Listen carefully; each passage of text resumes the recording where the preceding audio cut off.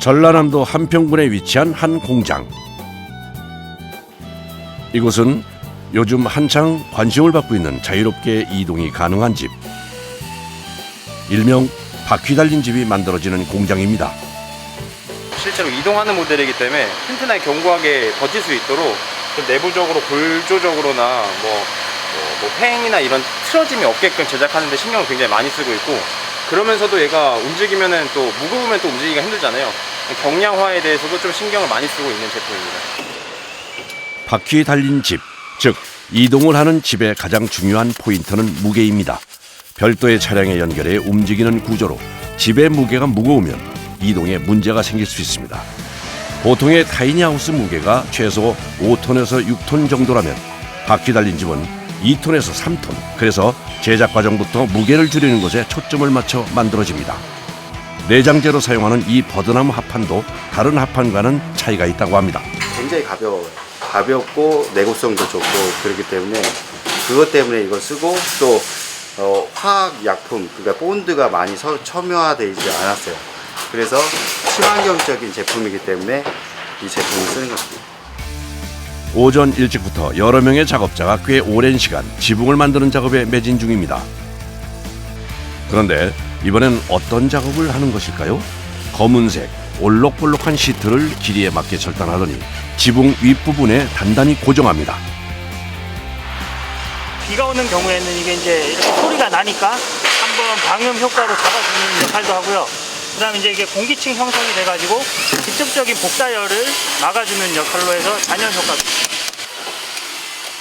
방음 시트 부착 후엔 아연 재질의 마감재로 천장을 마무리하는데요.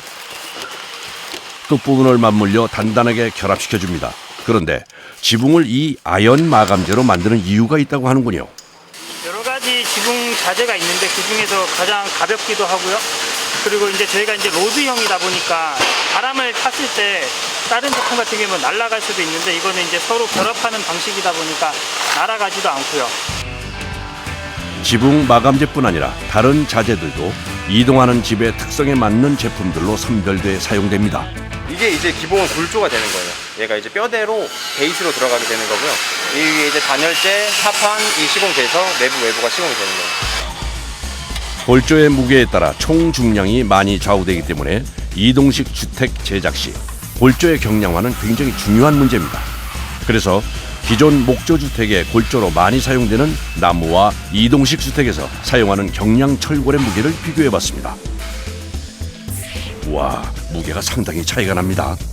중량을 이제 비교를 해보면 거의 한 40% 정도가 더 가볍잖아요. 이제 이게 골조 전체적으로 무게 봤을 때 몇백 킬로가 나가게 되는데 거기서 이제 몇십 %가 차이가 나게 되면 굉장히 큰 무게가 차이가 나는 거라서, 그런 데서 경량화가 진행되다 보면 결과적으로 제품이 다 완성되고 나면 수백 킬로가 차이가 나게 되는 거죠. 골조 외에도 대부분의 자재들이 가벼운 것을 사용하는데요. 외장재도 기존에 많이 사용하는 것과는 무게 차이가 많이 납니다. 이건 내장재로 사용하는 합판인데요. 일반 OSB 합판에 비해 버드나무 합판이 훨씬 가볍습니다. 저희들이 유일하게 줄이지 않는 공간이 있는데 트레일러입니다. 트레일러는 오히려 경량화가 목적이기보다 주행을 하는데 안정성, 그리고 집이 더 오랫동안 버틸 수 있게 더 튼튼하게 만들어야 되기 때문에 트레일러만큼은 경량화를 하지 않고 있고요. 안정성에 가장 큰 신경을 많이 쓰고 있습니다. 다음 날 아침 이동식 주택을 짓는 공장을 다시 찾았습니다. 오늘은 이동식 주택의 지지대 역할과 동시에 바퀴가 설치되는 부분인 트레일러 작업이 있는 날입니다. 경량화가 초점인 이동식 주택에서 유일하게 무게를 신경 쓰지 않고 튼튼하게 만들 만큼 중요한 부분인데요. 그럼 과연 3톤 가까이 되는 거대한 집에 바퀴가 어떻게 달리는 것일지 한번 들여다보겠습니다. 트레일러 제작의 첫 과정은 수평을 맞추는 일입니다. 밑에 있는 베이스 자체가 틀어져 버리면 위에서 이게 일종의 지그대인데 지그대가 틀어지면 위에 만드는 것 자체가 틀어지니까, 그래서 수평을 잘 맞춘 다음에 그다음 시작합니다. 바퀴 달린 집의 트레일러 제작엔 정확한 수치 계산이 필요한데요. 조금만 오차가 나도 주행 중 위험해질 수 있습니다.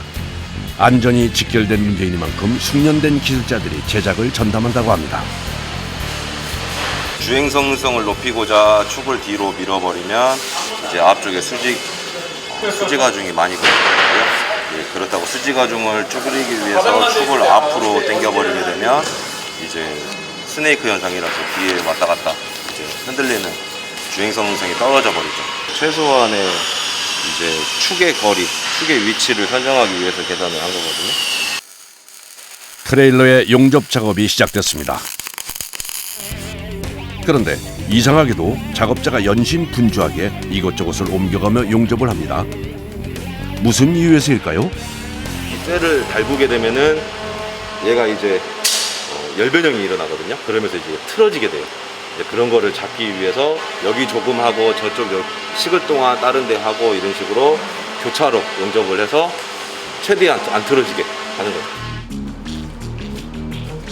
용접을 끝낸 작업자가 꽤 무거워 보이는 자재를 들고 들어옵니다. 어느 때보다 신중하게 집중해서 설치하는 것을 보니 아무래도 굉장히 중요한 부분인 것 같습니다. 지금 이 부분이 이제 바퀴가 달리는 축인 거죠? 네.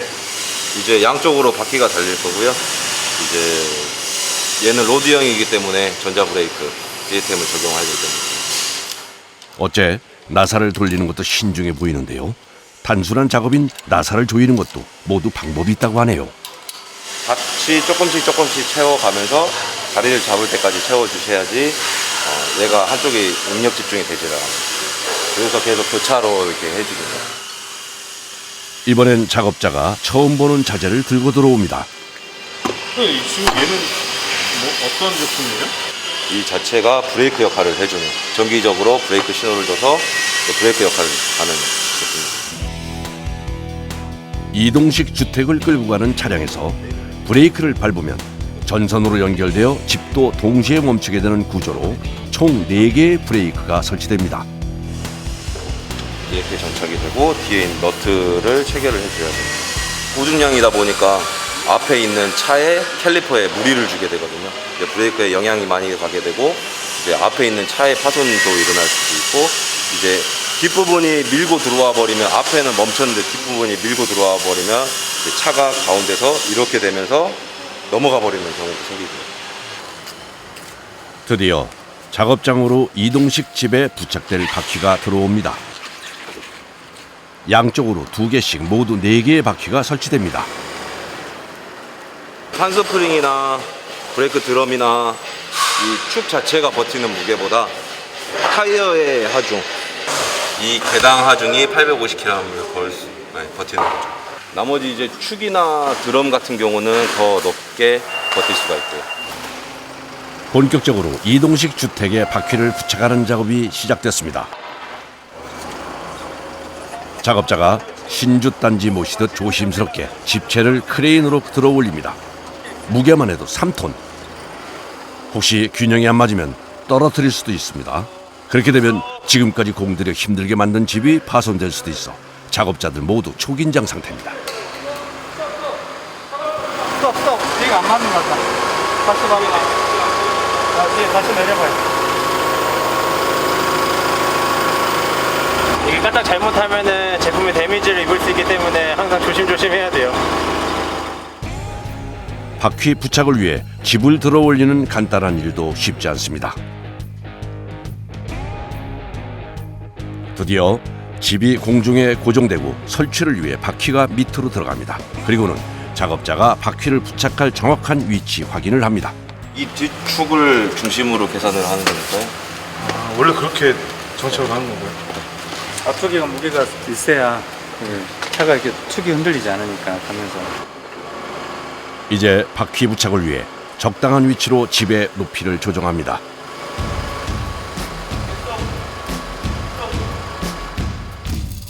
위치가 맞춰지자 재빠르게 바퀴 용접에 들어가는 작업자. 그런데 작업하는 자세도 힘들어 보일 뿐 아니라 불꽃이 많이 튀어 위험해 보이기까지 합니다. 많이 튀죠. 아무래도 위보기 자세로 하다 보니까 이제 용접면을 위를 보고 해야 되다 보니까 이게 다 이제 몸으로 오는 거죠. 그런 것 때문에 안전장구를 잘 해야 그나마 좀 덜 하는 거예요. 이제 용접장갑을 끼더라도 안으로 이제 열이 얘 자체가 달궈져서 뜨겁게 올라오는 건 어쩔 수가 없어요.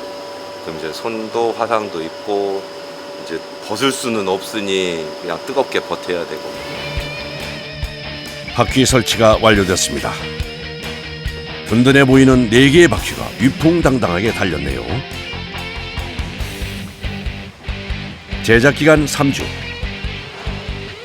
작업자들의 땀과 열정으로 바퀴 달린 집이 완성됐습니다. 화이트와 나무 색조가 섞인 깔끔한 디자인이 눈에 띄는데요. 침대와 싱크대는 물론이고 샤워실까지 따로 있는 욕실도 설치되어 있네요. 하하, 완성된 집을 보니 당장이라도 떠나고 싶어지는데요.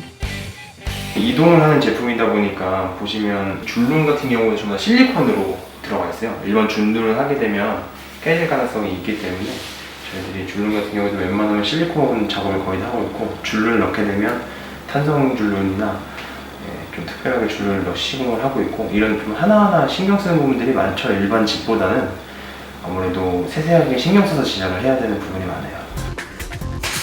마무리는 후미등과 같은 자동차 전등을 설치하는 작업. 전등 설치가 마무리되면 곧바로 전기 배선 작업까지 진행됩니다. 집에 왜 전등을 다는지 궁금하실 수도 있는데요. 도로 운행을 하려면 차량용 등 설치는 물론 자동차 안전 검사까지 완료해야 합니다. 판만 아무렇게나 연결을 해서도 안 되고, 같이 뭐 좌측이면 좌측, 우측이면 우측, 뭐 후진이면 후진 이렇게 나눠서 다 들어오게끔 설치를 해야 되는 거기 때문에 좀 어렵고요. 공장 안으로 이동식 주택을 옮길 차량이 들어옵니다. 브레이크 확인. 좌측 깜빡이, 좌측 깜빡이 확인.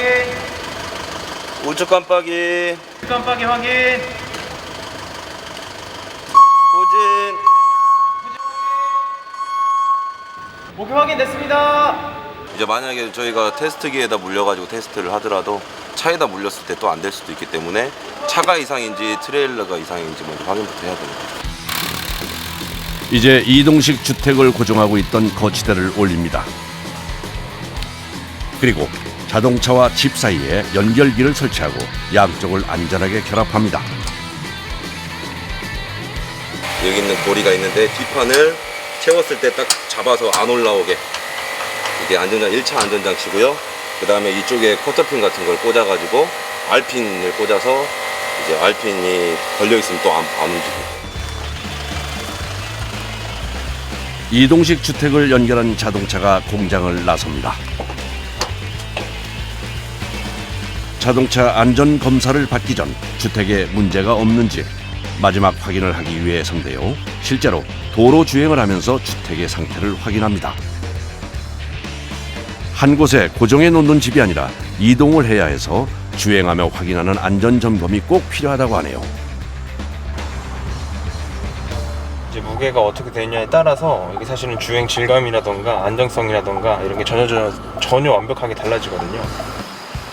이동식 주택은 소형 견인차로 분류돼 있어 총 중량이 3.5톤 이하여야 합니다. 화물용 차량 무게를 측정하는 저울인 개근대에 올라가는데요. 과연 무게가 얼마나 될까요? 2250kg. 3톤이 안 되니 안전검사엔 문제가 없을 것 같습니다. 이제 누군가의 휴식을 위해 달릴 준비가 완료됐습니다. 사람들이 타이니하우스에 대해서 좀 더 많이 알아서 이런 새로운 방식의 주거 생활도 있구나, 좀 주거 생활 문화 자체를 좀 변화시킬 수 있을 정도까지 이 타이니하우스 문화를 발전시키고 싶어요.